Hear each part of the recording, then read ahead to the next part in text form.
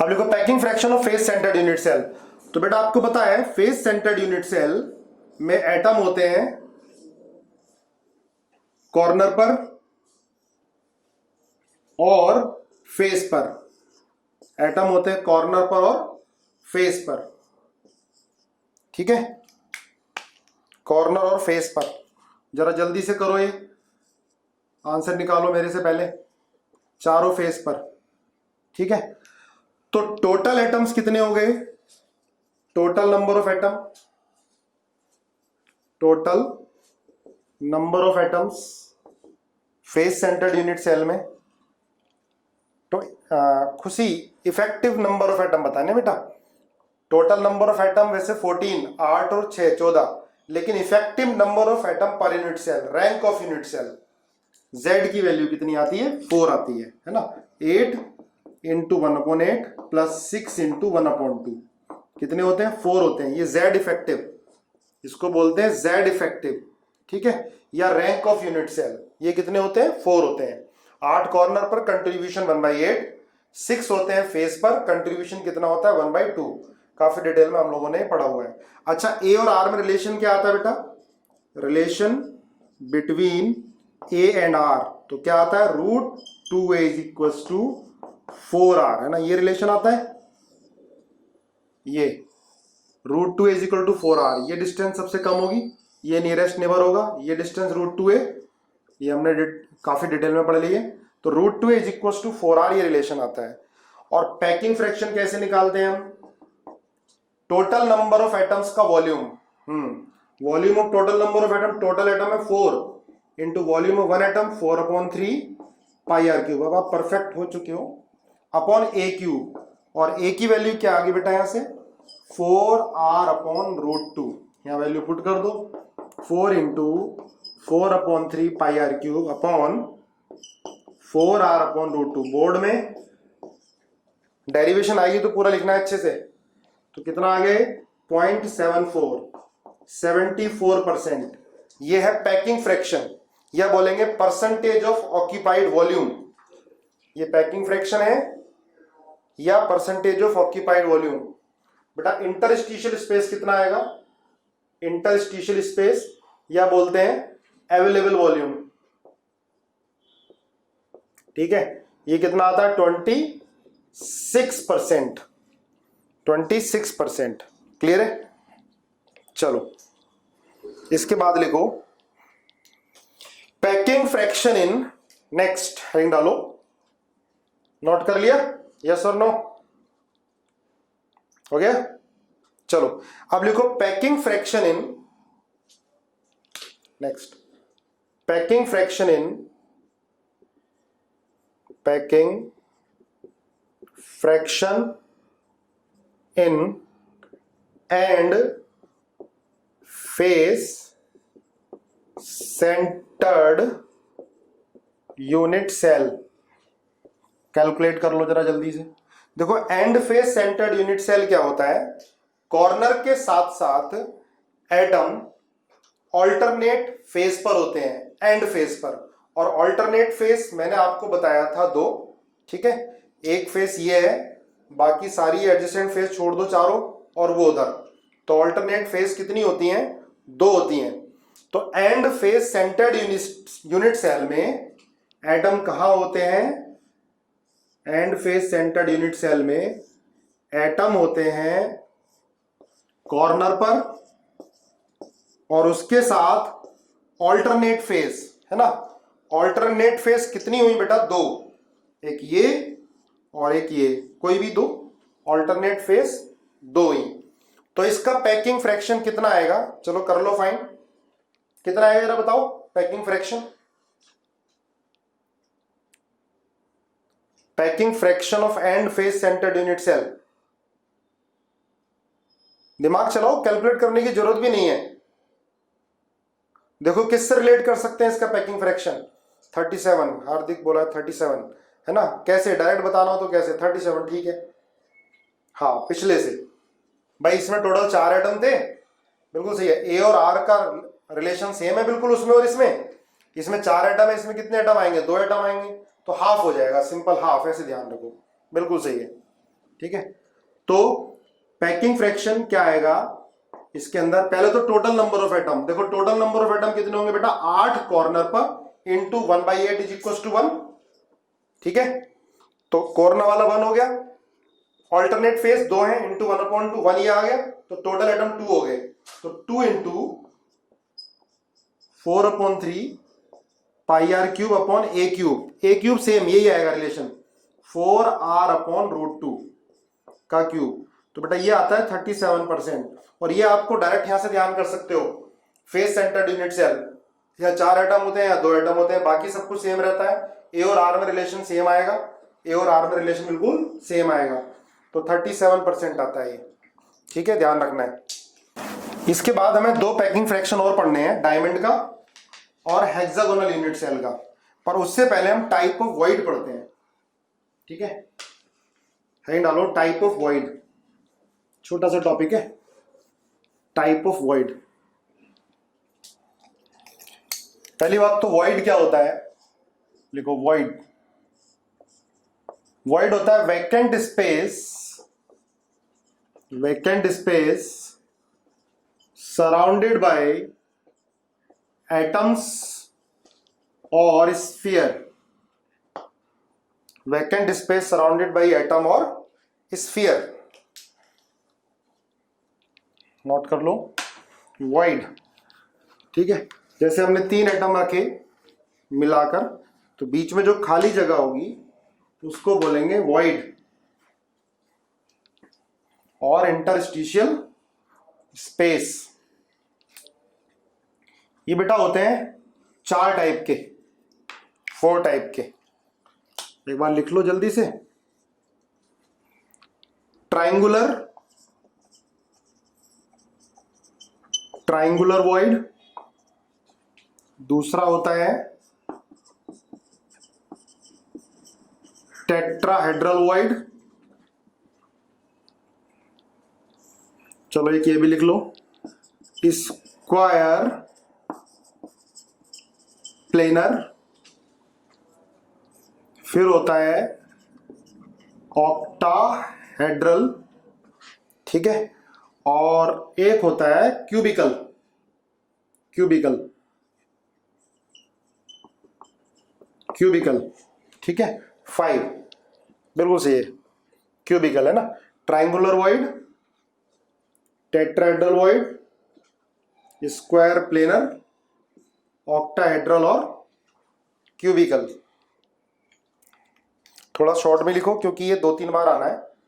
जब आयनिक क्रिस्टल में पढ़ेंगे तो कैटायन एनायन के बीच में जो कंपाउंड बनेंगे तब फिर बताएंगे, तो उसकी डेरिवेशन भी कराऊंगा। अभी आप थोड़ा सा बस आइडियाज के लो। ट्राइंगुलर वॉइड क्या होता है बेटा?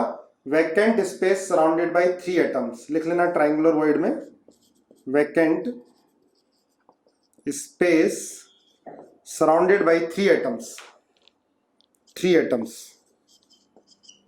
Vacant space surrounded bye 3 atom. देखो 3 एटम है, इसके बीच में जो वॉइड है ये है ना, ये वॉइड,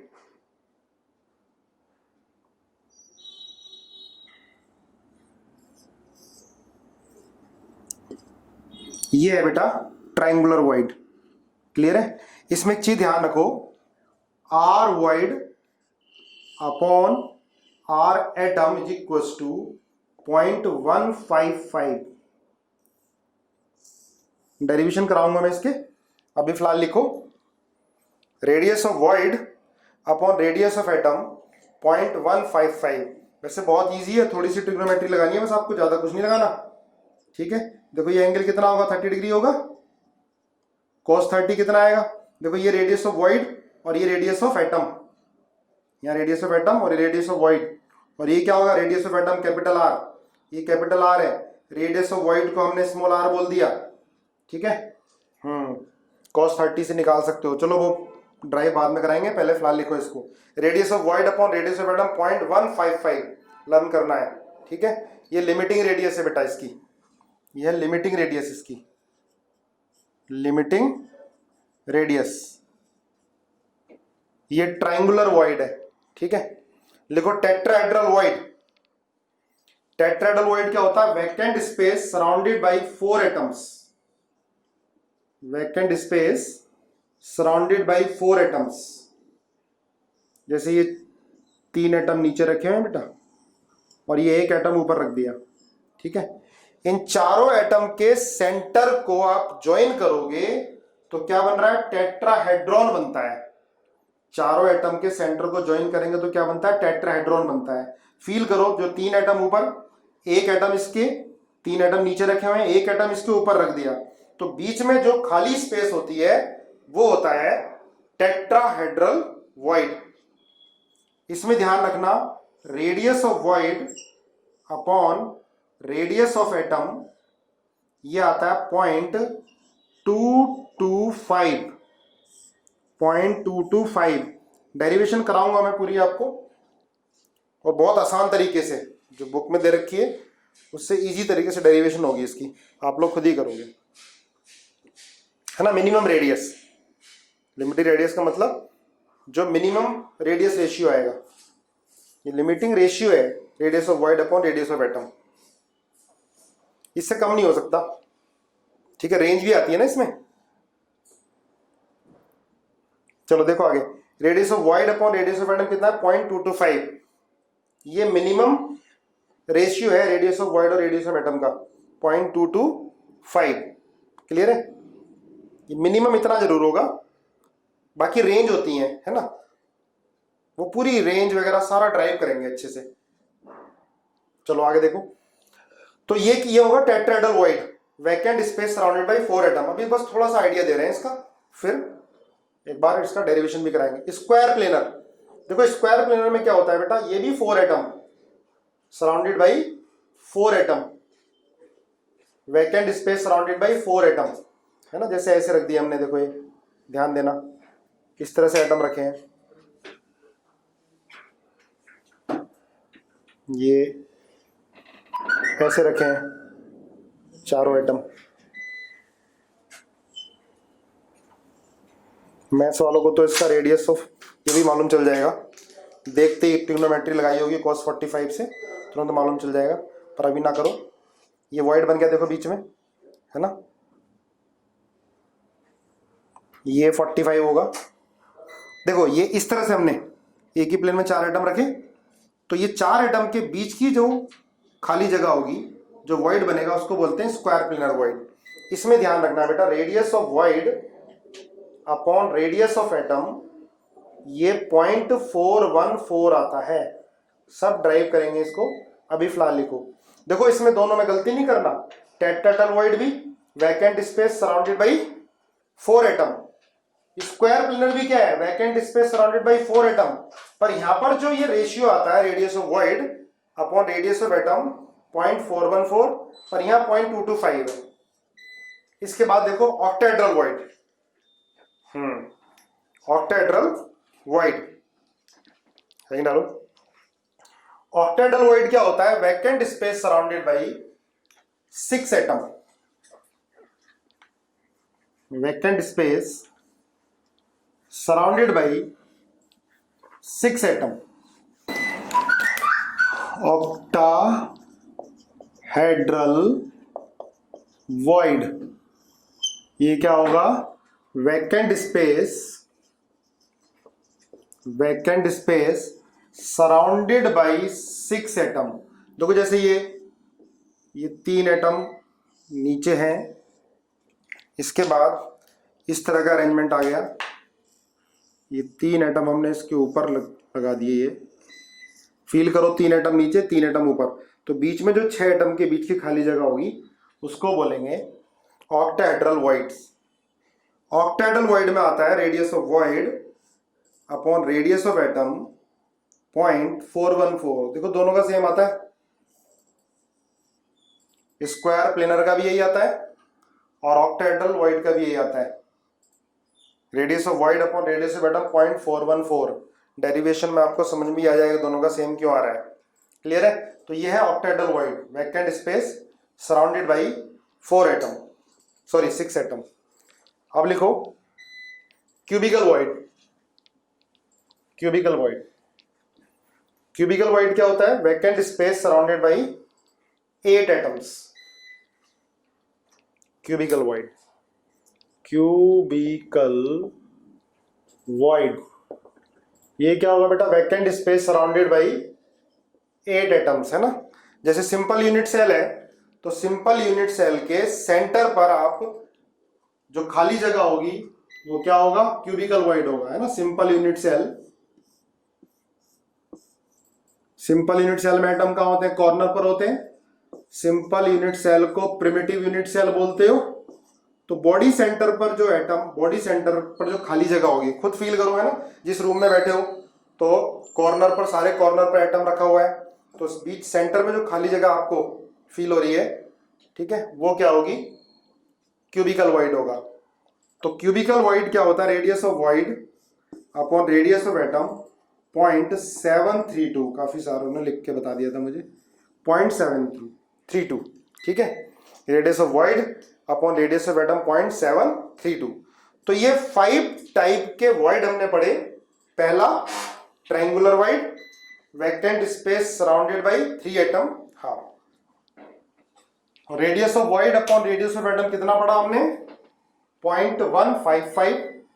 दूसरा पढ़ा tetrahedral void, vacant space surrounded by 4 atom. इसमें क्या होता है? Radius of void upon radius of atom 0.225। तीसरा पढ़ा हमने square planar, vacant space surrounded by 4 atom. ये क्या होता है? Radius of void upon radius of atom 0.414। फिर हमने पढ़ा ऑक्टाहेड्रल वॉइड। ऑक्टाहेड्रल वॉइड क्या होता है? Vacant space surrounded by 6 atom. ये होता है radius of void upon radius of atom 0.414, है ना। ध्यान रखना दोनों का सेम, ऑक्टाहेड्रल और स्क्वायर प्लेनर का। फिर पढ़ा हमने cubical void, vacant space surrounded by 8 atoms. वो क्या होता है? Radius of void upon radius of atom 0.732। इन सबका डेरिवेशन करेंगे तो पक्का याद भी हो जाएंगे आपको सारे, है ना। इनकी जरूरत पड़ती है आपको, डिजिट ये लर्न करने पड़ेंगे। चलो, इसके बाद आ जाओ लोकेशन ऑफ वॉइड में। लोकेशन ऑफ वॉइड, सबसे पहले लोकेशन ऑफ वॉइड में हम टेट्राहेड्रल वॉइड, जो हमारे सिलेबस में टेट्राहेड्रल वॉइड, टेट्राहेड्रल वॉइड की लोकेशन लिखो।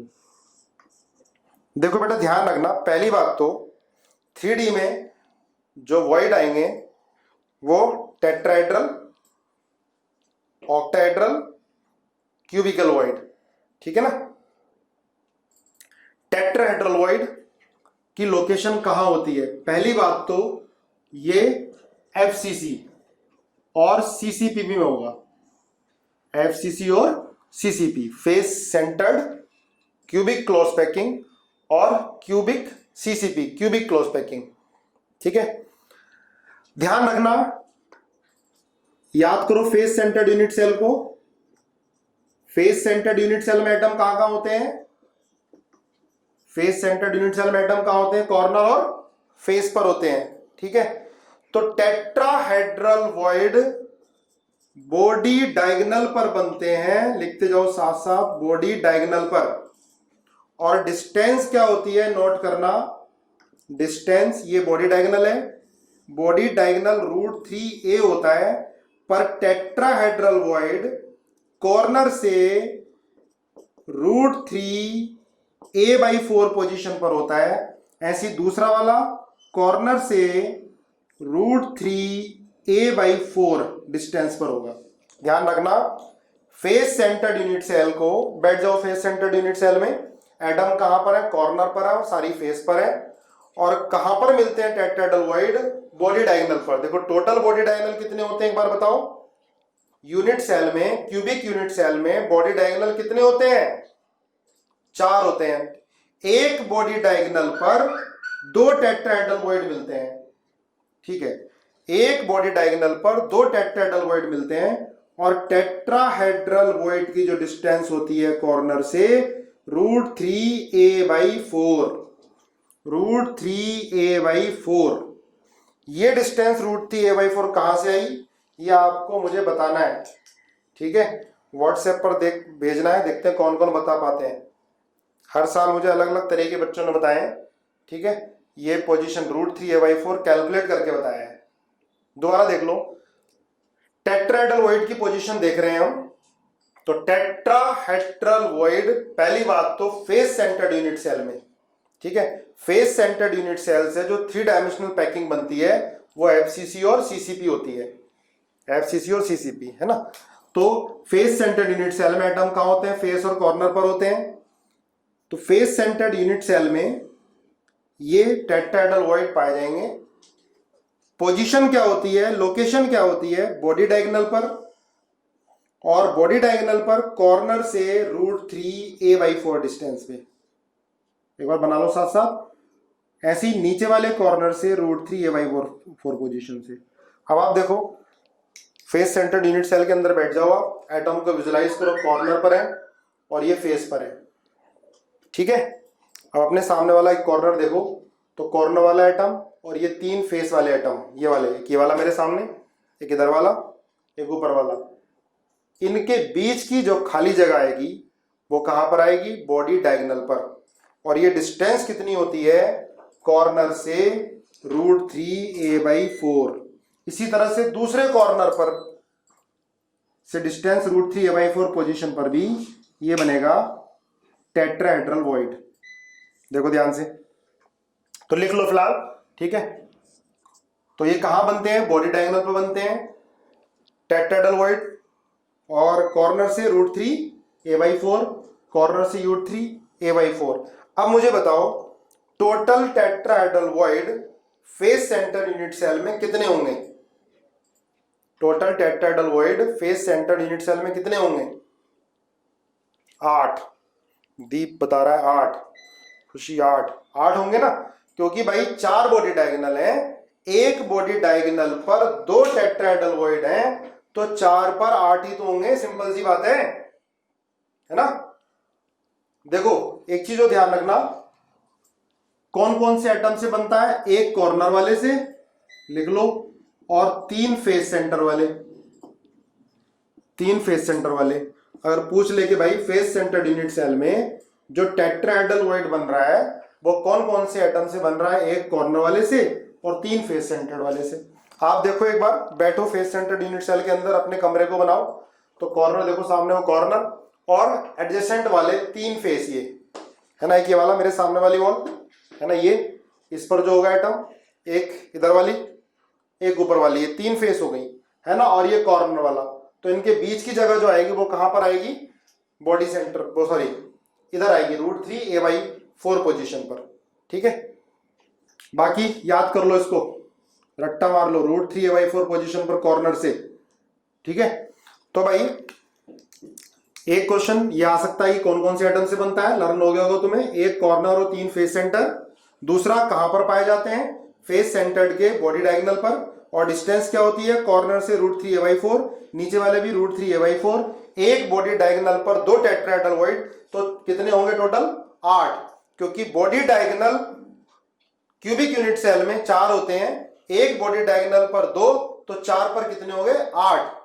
तो हम ये भी लिख सकते हैं, total number of tetrahedral void is equals to 2 into number of atoms per unit cell. लिख सकते हैं, total number of tetrahedral void is equal to 2 into number of atoms per unit cell. Okay, है ना। Face centred unit cell में total atom कितने होते हैं? 4 होते हैं, तो टोटल नंबर ऑफ वॉइड कितने आएंगे? 8 होंगे। और कहां होगा? बॉडी डायगोनल पर। डिस्टेंस क्या होगी? √3a/4, ठीक है। हाँ, 2z लिख सकते हो, 2 इंटू जेड, है ना, Z effective, 2 into Z effective, total number of tetrahedral void. अच्छा मुझे बताओ, सिंपल यूनिट सेल में कितने टेट्राहेड्रल वॉइड होंगे? कौन बताएगा आंसर? सिंपल यूनिट सेल में कितने टेट्राहेड्रल वॉइड होंगे? दीप बता रहा है 2, शिवम कह रहा है 0, बाकी सारे बता रहे हैं 2। जो 0 बता रहे हैं उनका आंसर बिल्कुल सही है, क्योंकि सिंपल यूनिट सेल में टेट्राहेड्रल ही नहीं बनेगा। फील तो करो यार पढ़ते हुए इसको, है ना। टेट्राहेड्रल सिंपल यूनिट सेल में बनेगा ही नहीं। सिंपल यूनिट सेल क्या होता है? हाँ, क्यूबिक बनेगा, बिल्कुल सही है। सिंपल यूनिट सेल में एटम का होंगे कॉर्नर पर होंगे, तो फील करो जो कॉर्नर के 8 एटम है उनके बीच की जगह तो क्या हो गई? क्यूबिकल वॉइड हो गई। Tetrahedral void simple unit cell में नहीं बनेगा, इसलिए डायरेक्ट फॉर्मूला का रट्टा नहीं मारना है। तो ये कहां बनते हैं बेटा? फेस सेंटर्ड यूनिट सेल में। कौन कौन से एटम? एक कॉर्नर 3 फेस वाले से। होता कहां पर है? बॉडी डायगोनल पर। डिस्टेंस कितनी होती है? √3a/4। अब थोड़ा सा दिमाग चलाओ, ठीक है, थोड़ा दिमाग चलाओ। अब मुझे बताओ कि फेस सेंटर्ड यूनिट सेल में बैठ जाओ जाकर, ठीक है, और सारे 8 के 8 टेट्राहेड्रल वॉइड को देखो कहां कहां पर है। फिर मुझे बताओ minimum distance between 2 tetrahedral void and maximum distance between 2 tetrahedral void. ये क्वेश्चन है, देखते हैं कौन कौन बता पाएगा। क्वेश्चन क्या है बेटा? ठीक है, पहला minimum distance between 2 tetrahedral void, पहला ये हो गया, है ना, आराम से सोचो। दूसरा maximum distance between 2 tetrahedral void. चलो सोचो, अटेंडेंस हो रही है, लेफ्ट मत करो तो घर पे फोन जाएगा, क्या फायदा। खुशी ने बताया √3a/2 और a/2, ठीक है। मिनिमम है, मिनिमम कितनी है बेटा? √3a/2 और मैक्सिमम कितनी है? a/2। मिनिमम और मैक्सिमम डिस्टेंस बतानी है।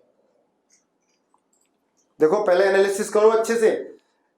क्यूब के अंदर 8, मैक्सिमम ए, अदिति बता रही है मैक्सिमम ए नहीं होगी बेटा, अदिति नहीं, मैक्सिमम ए नहीं, मैक्सिमम a/2। मनस्वी, मैक्सिमम a/2। अच्छा, दीप कह रहा है ब्लर हो रहा है, Deep Kumar. Maximum a/2। Chhavi, sir maximum कैसे? मिनिमम √3a/2 या √3a/2 और a/2 में बड़ा कौन है ये पता नहीं चल रहा तुम्हें? देखो मिनिमम आएगी √3a/2,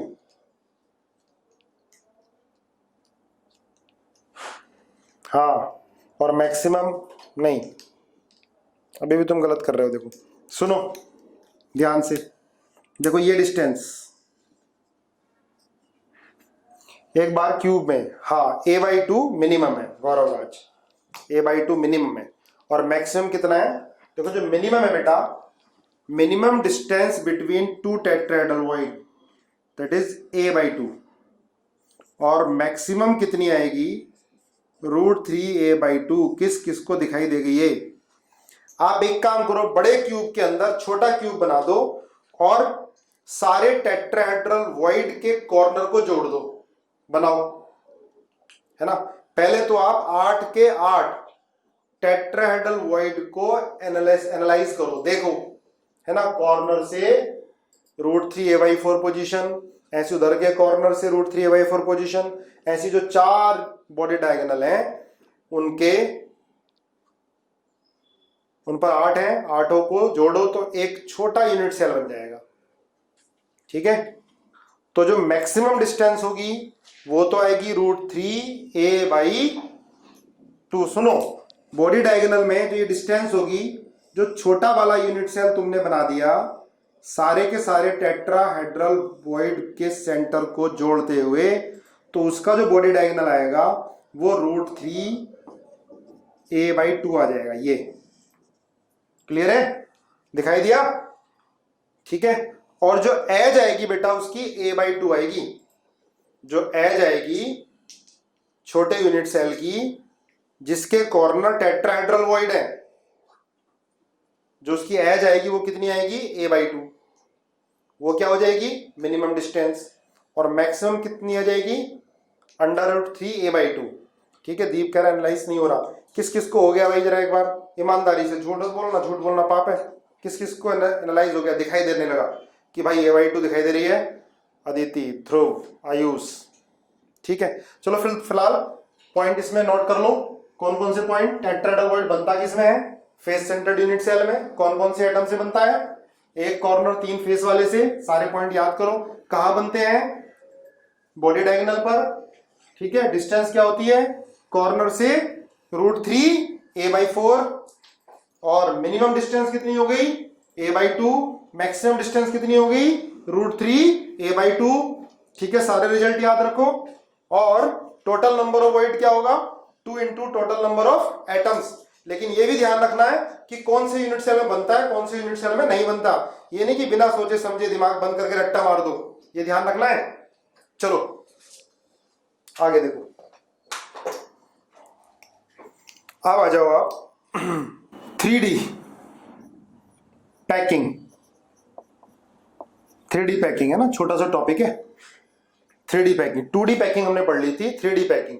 3D पैकिंग में पहले लिख लो स्क्वायर क्लोज पैकिंग, मेरे साथ साथ बनाना।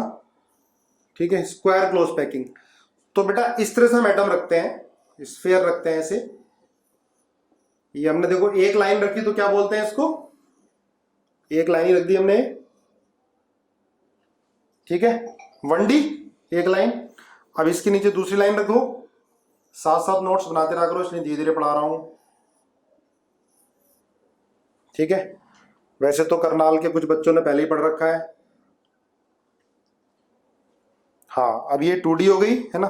चलो एक और नीचे बना लो, बना भी रखा फिर भी बनाओ, फिर भी बनाओ। ठीक है, अब आप देखो इसमें अगर हमने एक लेयर रखी है ना, 2D सिर्फ 2D है, तो बेटा कोऑर्डिनेशन नंबर कितना होगा, 4 हो जाएगा। इसको पकड़ लो, 1 2 3 4, तो कोऑर्डिनेशन नंबर 4। ध्यान रखना पूछता क्या है क्वेश्चन में, छोटे छोटे क्वेश्चन आते हैं। ठीक है, तो एक ही लेयर रखी है, या पूछ लिया 2D में अगर हमने स्क्वायर क्लोज पैकिंग बना रहे हैं, पहली लेयर में कोऑर्डिनेशन नंबर कितना होगा, 4। ठीक है, अगर बेटा 2 लेयर होगी, इसके अंदर 2 लेयर होंगी, तो कोऑर्डिनेशन नंबर कितना हो गया, 5। कैसे रखनी है स्क्वायर क्लोज पैकिंग, जस्ट इस एटम के ऊपर दूसरा एटम है ना, फील करो दूसरा एटम। ठीक है, फील करो दूसरा एटम इसके ऊपर, जस्ट इस एटम के ऊपर दूसरा एटम, फिर तीसरा एटम भी इसके ऊपर। तो जब पहले एटम के ऊपर दूसरा एटम रखेंगे तो जो पैटर्न आएगा वो पहले जैसा आएगा या कुछ अलग आएगा, बताओ। इस एटम के ऊपर दूसरा एटम रख रहे हैं, मान लिया लेयर ए है, तो दूसरी जो लेयर आएगी वो ए टाइप आएगी या दूसरी आएगी, सेम आएगा पहले जैसा। तो बेटा इसको बोलते हैं ए है ना, ए पैकिंग, सेम टाइप आएगी, बिल्कुल सही है, सेम टाइप है ना। अब तुम इसको विजुलाइज करो, देखो पहली लेयर ये है बेटा, और दूसरी लेयर इसके ऊपर एक एक एटम और आ गया है ना। इन सबके कॉर्नर को मिटा दोगे, मिला दोगे, तो क्या बन जाएगा, सिंपल यूनिट सेल बन जाएगा, बनेगा प्रिमिटिव यूनिट सेल है ना, सिंपल यूनिट सेल बनेगा। आप दूसरी लेयर रखो, फिर तीसरी रखो, ठीक है। हाँ, और कौन सा वॉइड बनेगा, बिल्कुल सही है, क्यूबिकल वॉइड, बिल्कुल सही है, क्यूबिकल वॉइड बनेगा। इसमें क्या बनेगा, cubical void. Square close packing में जो वॉइड होगा उसका टाइप क्या होगा, क्यूबिकल वॉइड। क्लियर है ना, छोटी छोटी बातें समझते जाओ। हालांकि मुझे पढ़ाने की जरूरत नहीं थी, आप खुद ही इंटेलिजेंट हो, कर लिए होंगे आपने, लेकिन फिर भी सारी बातें डिस्कस तो करेंगे भाई। बोलो, हो गया। तो इसको एक लेयर है, कोऑर्डिनेशन नंबर 4, 2 लेयर है तो 5। अगर 3D होगा, 3D है, ठीक है, पैकिंग में पूछ लिया, तो बेटा कोऑर्डिनेशन नंबर कितना हो जाएगा, 6 हो जाएगा। ठीक है, कोऑर्डिनेशन नंबर 6 है, जब ये वाली लेयर बीच वाली है, तो देखो इसके अंदर ये 4 एटम हो गए, एक एटम इसके ऊपर होगा और एक एटम इसके पीछे हो जाएगा, तो क्या हो गया, कोऑर्डिनेशन नंबर 6 हो गया। बस इसमें इतना ही। इसके बाद आगे लिखो हेक्सागोनल क्लोज पैकिंग। चलो बनाओ साथ साथ मेरे। हेक्सागोनल क्लोज पैकिंग, वैसे तो देखो इस तरह की हम पैकिंग करेंगे तो दो तरह की लेयर आएंगी। ठीक है, इसके हमने बीच में रख दिया एटम। बनाओ जरा साथ साथ मेरे, थोड़े सुंदर सुंदर से। फिर ये ऐसे रखा,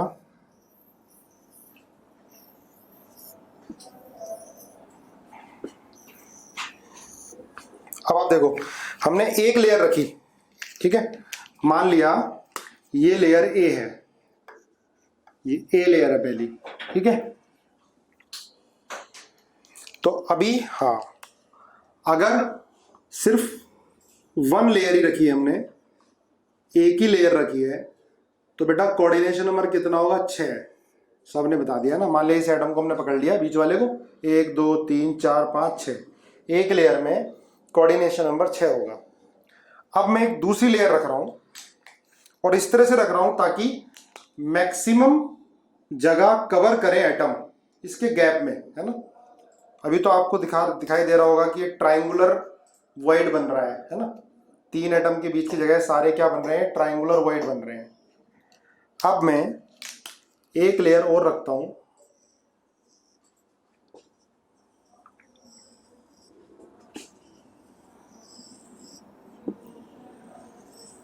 देखो इस तरह से।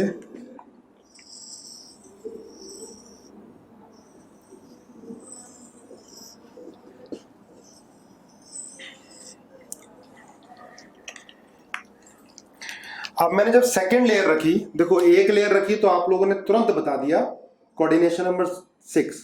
अगर मैं सिर्फ 2 लेयर रख रहा हूं, ठीक है, अब कोऑर्डिनेशन नंबर कितना हो गया इस एटम का, सिर्फ 2 लेयर रखी है मैंने, तो कोऑर्डिनेशन नंबर कितना हो गया, 9।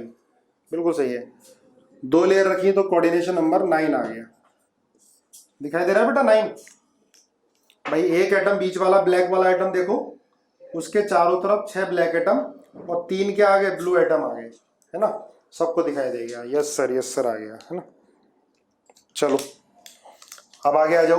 अब देखो इसके अंदर आपको वॉइड दिखाई दे रहे होंगे 2 तरह के, मैं लिख देता हूं इसको। ये देखो ये वाला जो वॉइड है, बताओ ये जो वॉइड है ये कौन सा वॉइड होगा, देखो जरा ये वाला वॉइड, बताओ ये वॉइड जो होगा कौन सा होगा, टेट्राहेड्रल, स्क्वायर प्लेनर या ऑक्टाहेड्रल होगा, टेट्राहेड्रल होगा, ट्रायंगुलर नहीं बेटा, ऑक्टाहेड्रल बता रहे हैं कुछ लोग, बताओ हर्षित ऑक्टाहेड्रल बता रहा है, टेट्राहेड्रल होगा ना ये वाला, देखो अच्छा ये वाला टेट्राहेड्रल होगा टी। अब देखो ये वाला, देखो ये वाला आइटम कौन सा होगा, ये वाला वाइट, देखो जरा कौन सा होगा बताओ, ऑक्टाहेड्रल होगा, ऑक्टाहेड्रल होगा। सुनो ना, देखो ये 3 ब्लैक वाले आइटम है, 3 ब्लैक वाले आइटम को देखो, उसके ऊपर 3 ब्लू वाले आइटम है, तो बेटा ये जगह जो होगी ये क्या हो गया, ये देखो 3 ब्लैक वाले आइटम, 3 इसके ऊपर ब्लू वाले आइटम है, तो ये क्या होगा, ये ऑक्टाहेड्रल वॉइड होगा, ठीक है। तो हमने 2 लेयर जैसी रखी इस तरह की पैकिंग में, तो हमको 2 तरह के वॉइड दिखाई दे गए, एक तो टेट्राहेड्रल, दूसरा ऑक्टाहेड्रल। एनालिसिस करो अच्छे से, ठीक है, एक टेट्राहेड्रल और दूसरा ऑक्टाहेड्रल।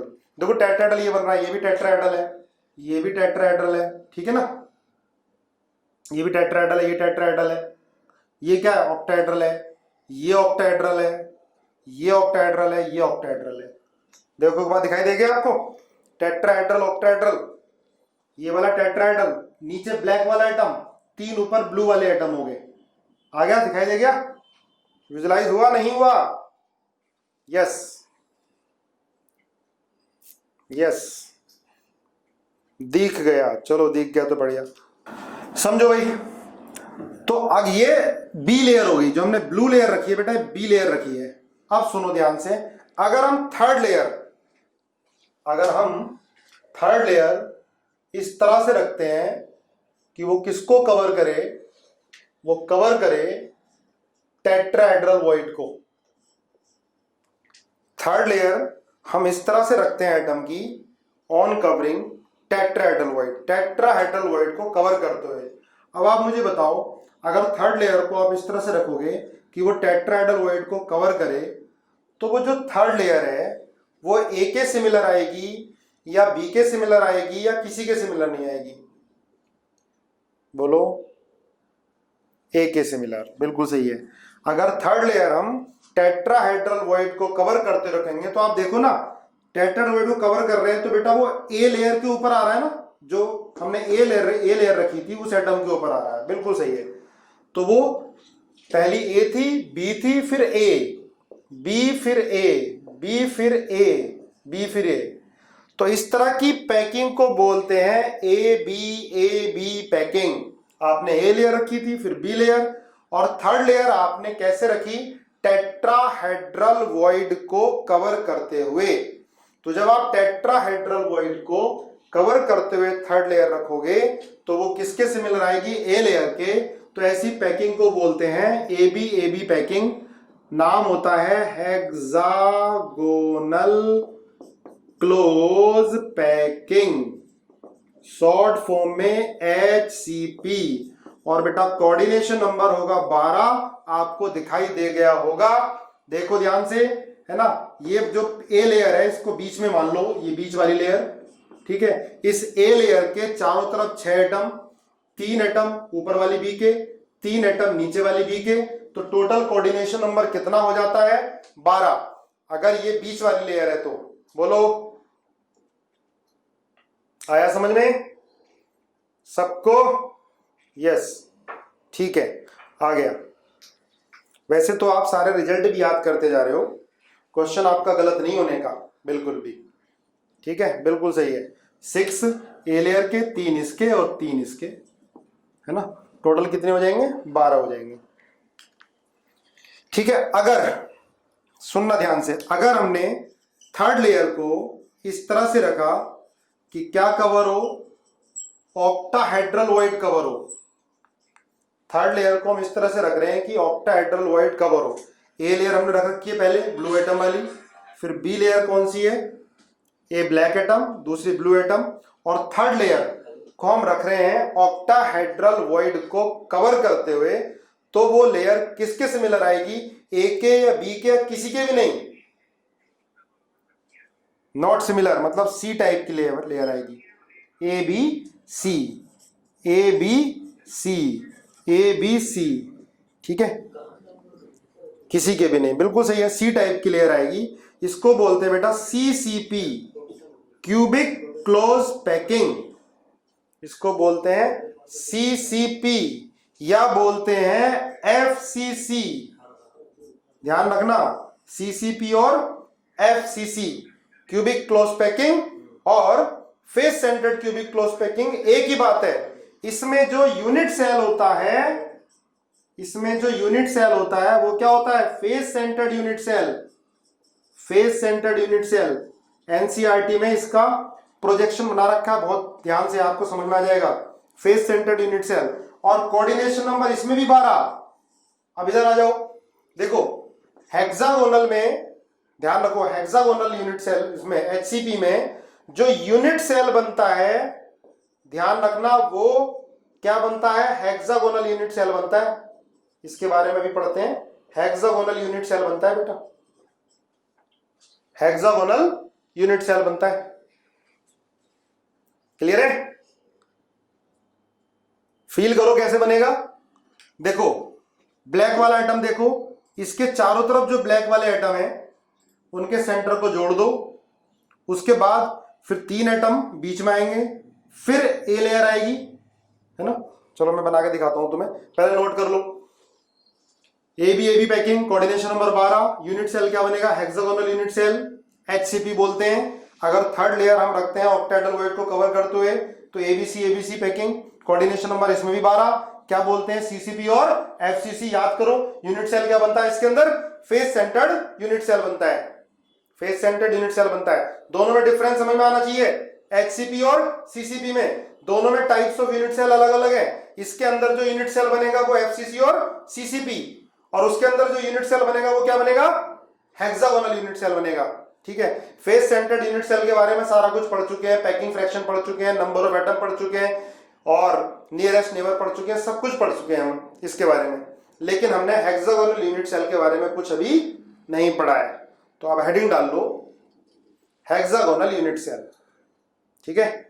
चलो अब मुझे हेक्सागोनल यूनिट सेल में नंबर ऑफ एटम बताओ कितने होंगे।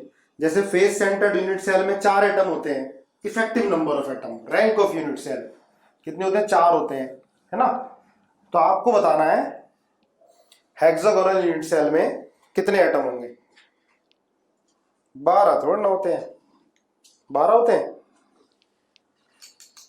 देखो सुनो, एनसीईआरटी में नहीं दे रखा है ये, लेकिन आईआईटी एडवांस में पूछा गया था, ठीक है।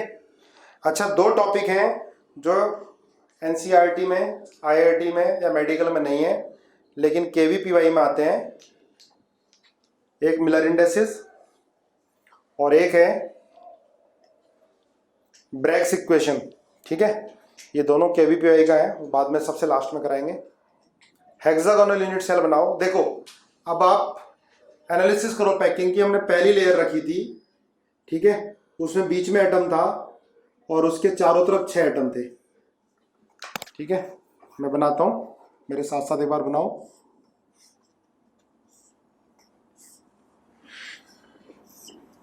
ठीक है, उसका प्रोजेक्शन बनाना है हमें।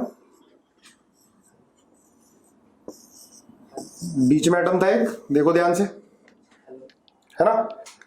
उसके ऊपर 3 एटम थे, याद करो, ये ए लेयर बना दी बेटा मैंने। इसके ऊपर 3 एटम थे, तो 3 एटम मैंने ऐसे बना दिए। ये 3 एटम इसके ऊपर है रखे हुए। फिर इसके बाद फिर यही सेम, देखो ये ए लेयर, ये बी लेयर, फिर ए लेयर आ जाएगी। ए लेयर बिल्कुल इसी तरह आ जाएगी।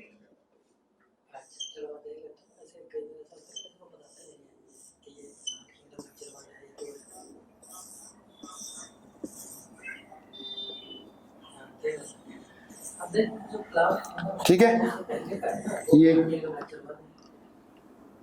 तो एटम कितने, बहुत सारे बच्चों को सही बता दिए, टोटल 6 एटम होंगे। देखो ध्यान से, ये बन गया हेक्सागोनल यूनिट सेल। देखो ये एटम क्या आएंगे, फेस पर आएंगे, दोनों एटम फेस पर, ये दोनों एटम इसके बॉडी में आ जाएंगे, ये कॉर्नर पर है। अब मुझे बताओ इस कॉर्नर से कितने यूनिट सेल और बन सकते हैं, या ये कॉर्नर पर जो एटम होगा इसका कंट्रीब्यूशन हमारे वाले इस यूनिट सेल में कितना आएगा।